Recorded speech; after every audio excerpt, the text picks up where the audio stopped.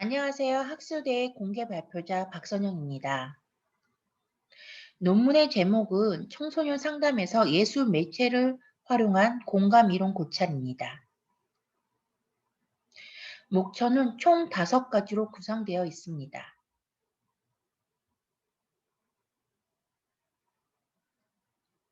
영문 초록입니다. 영문 초록의 요약도 다음과 같습니다.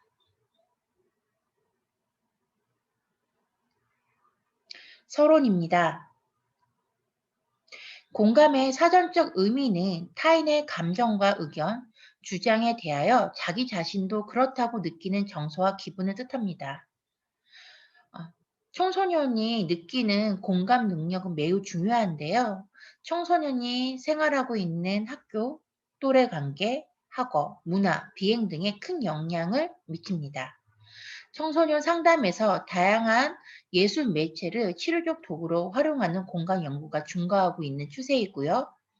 공감을 정서적, 인지적 측면과 표현적 측면이 의사소통과 사회적 기술의 요소도 고려하는 치료적 개입이 강조되고 있습니다. 청소년 상담에서 공감이라는 용어는 19세기 말에 처음 언급되었고요. 어, 그리스어의 엠페데어의 의미가 담겨 있고요. 에임풀융이라는 독일어 용어로 처음 사용하였습니다. 엠퍼시 또는 심퍼시라는 용어로 혼용되어서 사용되는데요. 이는 들어가서 느낀다라는 함축의 의미가 내포되어 있습니다. 다양한 학문 분야에서 예술 매체를 활용하는 것은요, 공감의 비언어적인 의사소통의 수단이 될 수 있고요. 예술의 창조성, 운유와 상징, 상상의 경험 등은 예술 매체가 지닌 치유의 힘을 뜻하겠습니다. 즉, 공감은 청소년 상담 과정에서 매우 중요한 요인으로 작용되고요. 타인의 감정과 정서를 인식하고 이에 대한 적절한 공감은 내담자의 보다 깊은 무의식 세계를 들여다볼 수 있는 시조적 도구로 사용됩니다. 공감은 청소년의 심리적 안정감에도 지대한 영향을 미치는데요. 청소년의 또래 관계 및 대인 관계, 학업 성취, 학교 생활, 비행 문제 등과 같은 변인과 깊은 연관성이 있습니다. 또한 공감이 높을수록 청소년의 학업 성취와 교우 관계, 자기조절 능력에 정적 상관관계를 가지고 있는 것으로 나타났습니다. 반면 예술 매체를 활용한 공감 이론에 관한 연구는 미비하게 이루어지고 있고요. 청소년 상담에서 공감 이론에 대한 연구가 필요한 실정입니다. 본 연구에서는 청소년 상담에서 예술 매체를 활용한 공감 이론에 대한 견해들을 살펴본 이후에요. 공감 연구에 대한 연구 동향을 분석하고자 합니다. 청소년 상담에서 예술 매체를 활용한 공감의 심리적 기제, 치료적 기능을 다양한 예술 치료적 관점에서 구분하고요. 그 범위를 명료화하고자 합니다. 이러한 연구 결과는 청소년 상담 분야의 전문가들이 임상 현장에서 예술 매체를 적용한 공감 치료를 시행하는 데 있어서 치료적 방향성에 도움이 되는 기초 자료로 활용되기를 기대합니다. 이론적 배경입니다. 첫 번째, 청소년 상담에서 공감 이론 이해입니다. 청소년 상담에서 공감은 청소년들이 경험하는 일상에서의 다양한 사회적 대인관계 또는 또래 관계 속에서 긍정적인 역할을 하고 있다고 해도 과언이 아니겠습니다.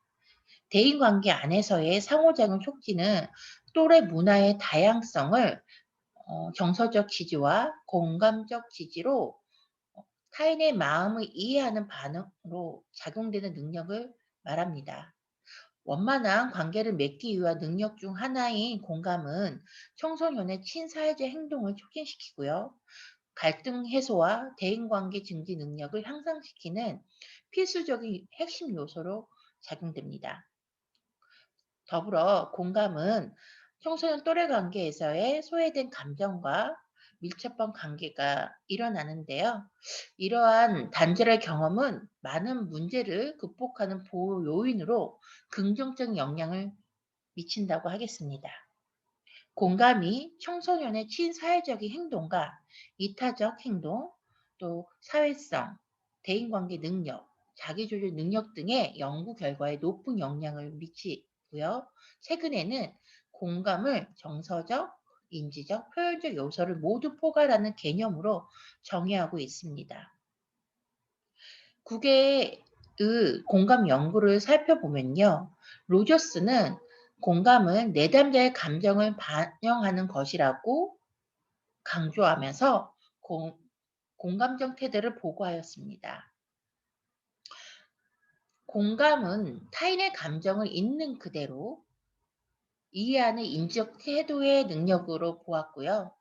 공감은 자신의 행동과 관련하여 타인들이 가지게 되는 기대를 자신에게 제시하는 이타적 행동에 선행되는 원인으로 강조되고 있습니다. 특히 맥케이는 공감을 세 가지 관점으로 언급하였고요.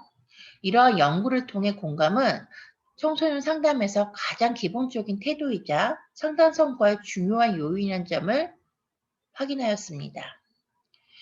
국내에서 공감의 연구를 살펴보면 정명선은 공감 요인을 5가지로 제시하였고요. 홍혜영과 김유숙은 공감 요인을 3가지로 규명하였습니다. 김윤희와 김준숙의 연구에서는 공감 요인을 인지적 요소, 또 정서적 요소, 또 태도적 요소로 제시하였고요. 허순향의 연구에서는 공감 요인은 인지적, 정서적, 행동적 공감의 3가지 요인으로 분류하였습니다.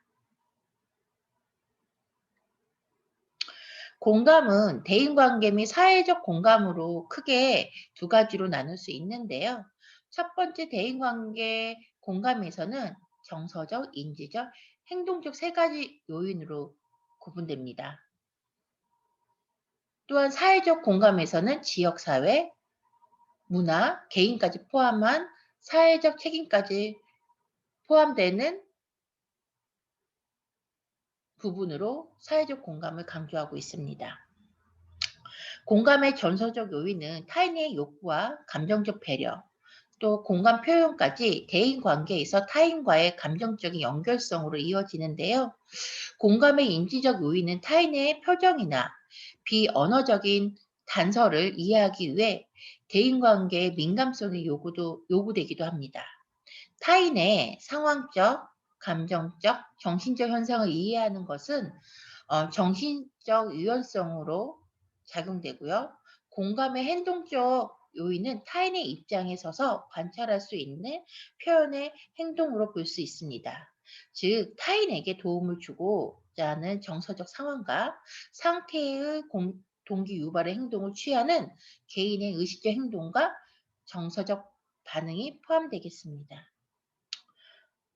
또한 2번째 사회적 공감에서는 맥락적 이해와 거시적 관점 수용의 2가지 개념으로 구분해서 제시되었는데요.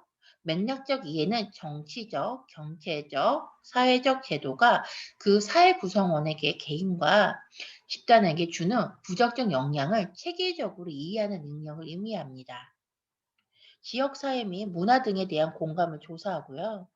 사회적 현상 안에서 맥락적 이해의 공감을 검토하여 사회적 책임과 정의까지 포함된 의미로 제공되겠습니다. 공감 이론의 구성 요인은 다음 표 1과 같습니다.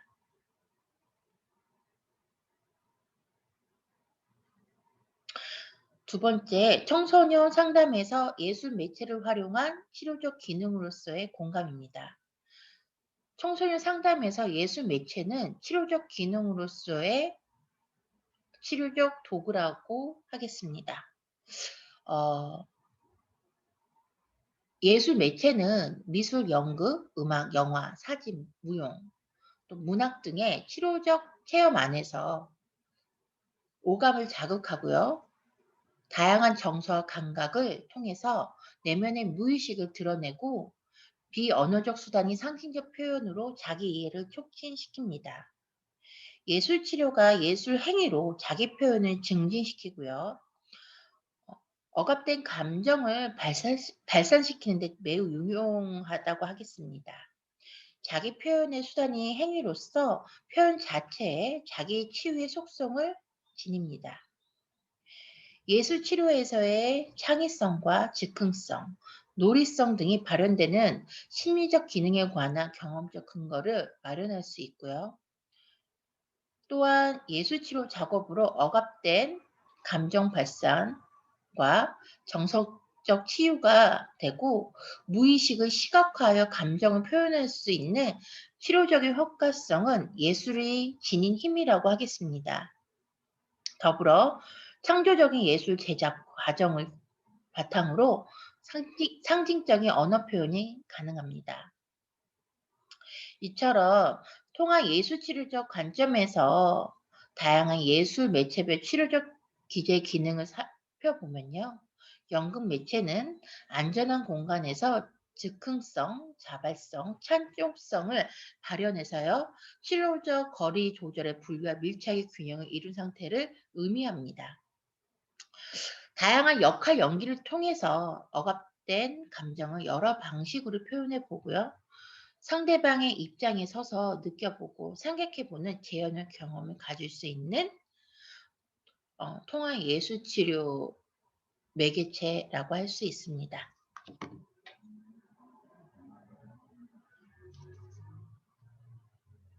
미술 매체는 내면을 촉진시키고요. 심상의 상중한 작업으로요.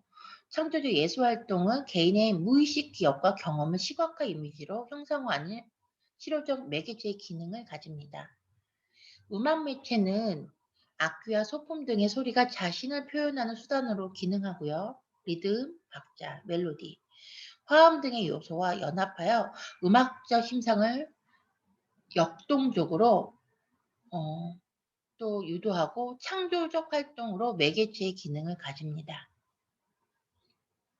영화 매체는 동적인 스크린을 통해서 시각적, 청각적 자궁으로 종합 예술을 경험합니다. 영화는 영화 감상과 표현 영화 치료 두 가지 방식으로 구분되는데요. 투사적 도구로서 영화 감상은 강력한 정서를 활성화시키고요. 영화 속 인물과 자신을 동일시하며 갈등 상황과 문제 해결 방법, 대처 방식의 효과를 다양하게 적용 가능하게 합니다. 사진 매체는 카메라 렌즈를 통해 얻어진 사람, 사물 등의 이미지를 읽혔는데요. 사진 매체의 이미지는 다양한 정서의 의미를 구축하고요. 내적인 심상과 억압된 감정들의 욕구와 기억들이 사진이라는 매개체로 자극하는 역할 기능을 가지고 기능합니다. 무형 동작 매체는 신체를 활용하여 언어를 표현하기 힘든 감정과 정서들을 움직임과 즉흥적 동작, 춤으로 육체와 정신을 통합시키는 매개체라고 할 수 있습니다. 또한 자발적이고 자유로운 움직임과 감정 자극에 대한 완화로 작용도 되고요. 자기 표현과 내적 갈등을 승화시키고요. 몰입의 과정은 감정적 변화를 촉진시키는 기능을 가집니다. 문학 매체는요, 독서 치료라고도 혼용돼서 사용되고 불려지고 있습니다. 문학에서의 치료적 속성은 심리적 상황에서 자기 이해 및 통찰을 기반으로 한 개인의 창의적 체험과 기억을 통해 의식화 작업, 이야기 만들기, 즉흥 글쓰기 등과 같은 내면화 체험의 치료적 효과성을 높일 수 있습니다. 연구 방법입니다.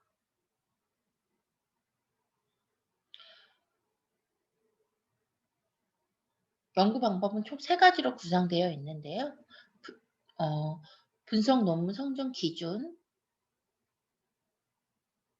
분석 기준, 자료 처리로 구성되어 있습니다. 첫 번째 분석 논문 선정 기준을 살펴보면요.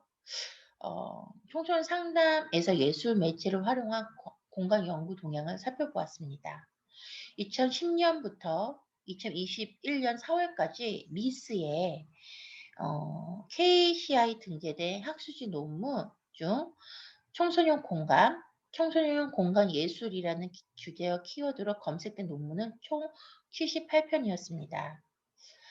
총 9개 학술지 영역에서 청소년 공간 예술을 검색하여 논문 제목에서 공감이 포함된 논문 32편이 최종적으로 분석 대상에 선정되었습니다.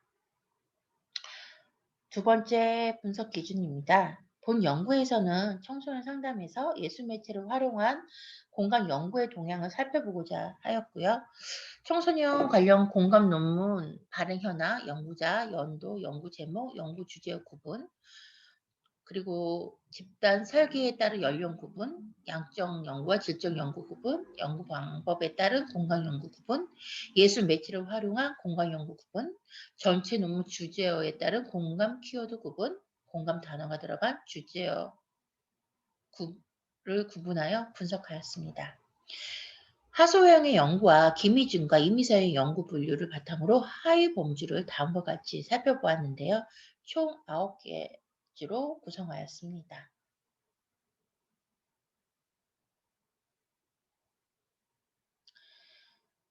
세 번째 자료 철제입니다. 본 연구의 자료 분석은 하소영의 연구와 김희준과 이미서의 연구를 바탕으로 안면 타당도 검증을 사용하였습니다. 범주에 따른 내용 분석을 위해 코딩 시트를 구성하였고요. 코딩 파일 범주에 따라 자료 분석을 실시하였고요. 자료 처리는 통계 프로그램 SPS 21 버전을 사용하였습니다. 어, 또한 표본수에 따른 백분율을 산출하였고요. 발행 현황, 연구자, 연도, 연구 제목, 연구 주제어, 연구 방법 등을 측정 변인별로 빈도 분석과 교차 분석을 시행하였습니다. 연구 결과입니다.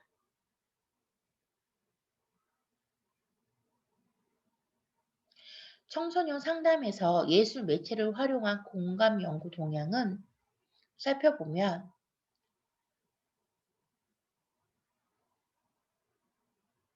청소년 관련 공간 논문 발행 현황, 연구자, 연도, 연구 제목, 연구 주제어 구분, 집단 설계에 따른 연령 구분, 양적 연구와 질적 연구 구분, 연구 방법에 따른 공간 연구 구분, 예술 매체를 활용한 공간 연구 구분, 전체 논문 주제에 따른 공간 키워드 구분, 공감 단어가 들어간 주제어를 구분하여 분석하였습니다. 연도별로 청소년 공간 발행 현황은 다음 표 이와 같습니다.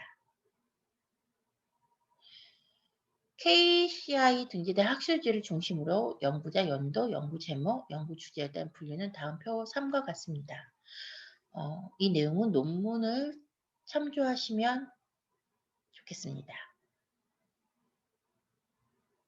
본 연구에서는 연구 대상자의 집단 연령 구분에 따라 초기 청소년, 중학생, 고등학생, 중고등학생, 후기 청소년, 성인으로 분류하였고요.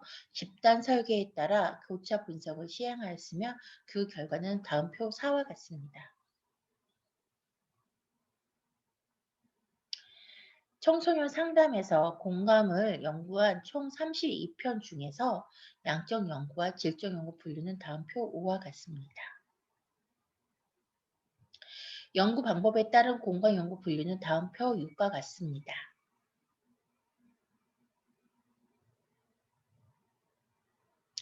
예술 매체로 활용한 공감 연구 분류는 다음 표 7과 같습니다. 전체 논문 주제어에 따른 공간 키워드 분류는 다음 표 8과 같습니다. 공감 단어가 들어간 주제어 분류는 다음 표 9와 같습니다.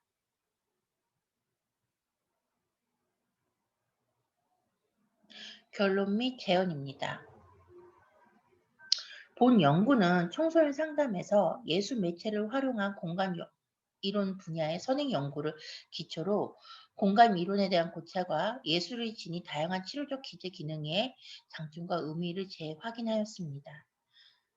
청소년 상담에서 치료적 변화를 위한 다양한 목적에 따라 예술 매체를 활용한 공감 이론의 가능성을 탐색하였다는 데 의의가 있겠습니다.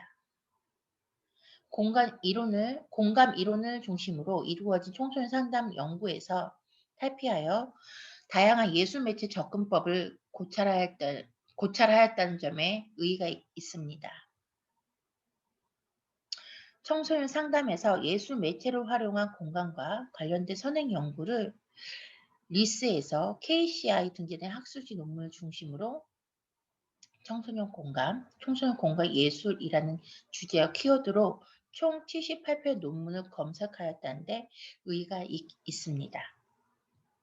9개의 학술지 영역에서 주제와 키워드로 공감이 포함된 논문은 총 32편으로 확인되었는데요. 그 결과 2010년, 2012년, 2013년에는 각 3편이 나왔고요.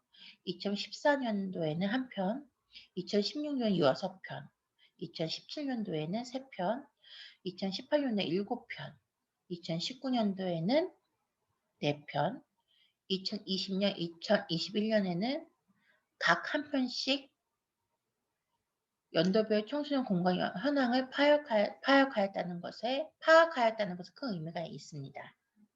상담학 분야 주요 학술지를 중심으로 공감 연구 동향에 대한 하소연 연구와 명상 프로그램의 효과성 동향을 검증한 이의진과 이미선 연구가 부분적으로 일치합니다.